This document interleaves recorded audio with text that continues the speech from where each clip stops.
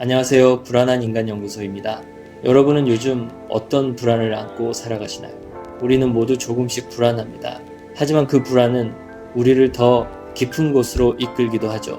오늘은 도스토옙스키의 죄와 벌을 통해 완벽을 꿈꾼 인간이 어떻게 불안 속에서 다시 인간으로 깨어나는지를 이야기해보려 합니다. 여러분, 혹시 이런 생각 해본 적 있나요? 나는 왜 이렇게 불안하지? 그런데 조금만 깊이 들여다보면 그 불안의 밑바닥에는 완벽하고 싶은 마음이 숨어 있습니다. 오늘은 그 이야기를 해보려 합니다. 도스토옙스키의 죄와 벌, 그리고 그 속의 인물 라스콜리니코프. 그는 완벽한 정의, 완벽한 이성, 완벽한 인간을 꿈꿨지만 결국 자신이 만든 이상에 짓눌려 무너집니다. 그런데 그 무너짐이 사실은 깨달음의 시작이었죠. 여러분, 죄와 벌이라는 제목, 사실 좀 무겁게 느껴지죠. 그런데 이 이야기를 아주 간단히 말하면 한 청년이 나는 특별하다는 생각에 사로잡혀서 결국 신의 자리를 넘보게 되는 이야기예요. 주인공 라스콜리니코프는 가난한 대학생이에요. 세상이 너무 불공평하다고 느꼈죠. 그래서 이렇게 생각해요. 세상이 이렇게 부조리하다면 비범한 인간이 나서서 바꿔야 한다. 그렇다면 한 명쯤 희생돼도 괜찮잖아? 그는 정의라는 이름으로 한 노파를 살해합니다. 그런데 문제는 그 다음이에요. 겉으론 태연했지만 시간이 지나면서 그의 세계가 조금씩 무너지기 시작합니다. 아무도 눈치채지 않았는데도 창문 틈의 빛이, 사람들의 시선이, 심지어 자기 그림자마저 자신을 심판하는 것처럼 느껴집니다. 그렇게 무너져가던 그에게 한 사람이 다가옵니다. 바로 소냐예요. 세상은 그녀를 더럽다고 욕하지만 그녀는 누구보다 따뜻한 영혼을 가지고 있었죠. 라스콜리니코프가 말해요. 내가 사람을 죽였어. 하지만 옳았어. 소냐는 조용히 대답하죠. 그럼에도 불구하고 사람은 사람을 죽여선 안 돼요. 그 한마디가 모든 걸 부숴버립니다. 그는 결국 자수하고 감옥으로 가요. 그리고 거기서 처음으로 성경을 펼쳐 읽다가 울음을 터뜨립니다. 그 울음은 단순한 후회가 아니에요. 불안 속에서 다시 인간으로 돌아가는 울음이죠. 결국 죄와 벌은 이런 이야기입니다. 인간이 신이 되려는 순간 불안이 시작되고 그 불안이 깊어질수록 인간은 다시 인간으로 깨어난다는 이야기인 거죠. 라스콜리니코프는 가난한 대학생이었어요. 하지만 진짜 그를 괴롭힌 건 가난이 아니라 무력감이었죠. 그는 이렇게 생각합니다. 세상이 불공평한 건 어리석은 사람들이 많아서야. 그러니까 나 같은 비범한 인간이 세상을 바꿔야 한다. 이 말 속에는 이상과 오만이 동시에 들어있어요. 그는 세상을 구하려 했지만 결국 자신을 구하기 위해 세상을 이용했습니다. 불안은 바로 거기서 생겨납니다. 키에르케고르는 불안을 자유의 현기증이라고 불렀죠. 인간은 언제나 선택의 자유를 가지고 있지만 그 자유가 무한하기 때문에 두렵습니다. 완벽해지고 싶다는 욕망, 모든 걸 통제하고 싶다는 충동은 사실 자유의 공포를 덮기 위한 방어예요. 불안은 우리가 자유롭다는 증거이자 자유를 감당하지 못한다는 증거이기도 합니다.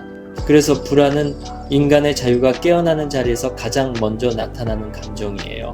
흥미로운 건 라스콜리니코프가 살인을 저지른 뒤 처음엔 오히려 평온했다는 거예요. 그는 신이 없다고 선언했지만 신의 부재 속에서도 여전히 신의 시선을 느꼈습니다. 왜일까요? 불안은 단지 나쁜 짓을 해서 생기는 감정이 아닙니다. 하이데거라는 철학자는 말합니다. 불안은 대상이 없는 두려움이다. 불안은 어떤 구체적인 사건이 아니라 존재 그 자체가 낯설어질 때 느껴지는 감정이에요. 라스콜리니코프는 자신의 행위를 정당화했지만 동시에 그 정당화가 얼마나 허무한지를 느꼈어요. 그것이 바로 존재의 낯섦이에요. 우리는 모두 그런 순간을 겪죠. 열심히 공부하고 일하고 성취했는데 문득 이게 다 무슨 의미지? 라는 생각이 들 때 그게 불안입니다.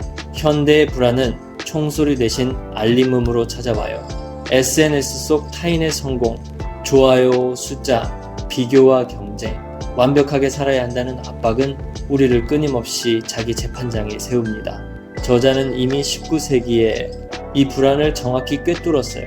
불안은 죄의 결과가 아니라 인간이 신의 자리를 차지하려는 순간 생기는 현기증이에요. 라스콜리니코프는 결국 소냐를 만나죠. 소냐는 세상에서 가장 약한 사람 중 하나예요. 가난하고 멸시받고 그러나 누구보다 따뜻합니다. 라스콜리니코프는 그녀에게 말하죠. 나는 사람을 죽였지만 옳았다. 그녀는 고개를 저어요. 그럼에도 불구하고 사람은 사람을 죽여선 안 돼요. 짧은 대사지만 이 문장이 모든 걸 무너뜨립니다. 불안의 끝에서 인간은 결국 타인의 얼굴을 마주하게 됩니다. 소냐의 눈빛은 라스콜리니코프에게 이렇게 말하고 있었습니다. 당신이 죄를 지은 건 인간이기 때문이에요. 하지만 당신이 회개할 수 있는 것도 인간이기 때문이에요. 저자는 우리에게 말하죠. 불안은 나를 무너뜨리는 게 아니라 나를 다시 사람에게로 돌려보내는 신의 손길이라고. 저자의 세계관에서 신은 인간의 완벽함 속이 아니라 불완전함 속에서 모습을 드러냅니다. 신은 인간의 불안을 없애지 않아요. 오히려 그 불안을 통해 인간을 깨우십니다. 아우구스티누스가 말했죠. 우리의 마음이 주 안에서 안식하기까지 결코 평안할 수 없으리라. 불안은 죄의 증거가 아니라 신을 그리워하는 마음의 흔적이에요. 라스콜리니코프가 감옥에서 성경을 펼쳤을 때 그는 구절의 뜻을 몰랐지만 눈물이 흘렀습니다.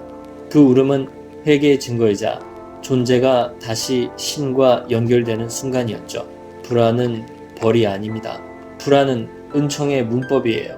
불안이 깊을수록 인간은 자신이 인간임을 더 선명히 깨닫습니다. 신은 완벽한 인간을 찾지 않아요. 불안 속에서도 포기하지 않는 인간을 기다리시죠. 죄와 벌은 이렇게 묻습니다. 너는 누구의 자리에 서서 살고 있는가? 라스콜리니코프는 신의 자리에 서려 했지만 결국 인간으로 돌아왔습니다. 완벽은 신의 영역이고 불안은 인간의 교실이에요. 우리는 그 교실에서 여전히 배우고 있습니다. 불안은 결함이 아니라 사유의 시작입니다. 다음 영상에서는 책임의 불안에 대해 이야기합니다. 완벽한 왕이라 불린 세종, 그는 왜 매일 새벽 잠들지 못했을까요? 불안한 인간 연구소였습니다. 감사합니다.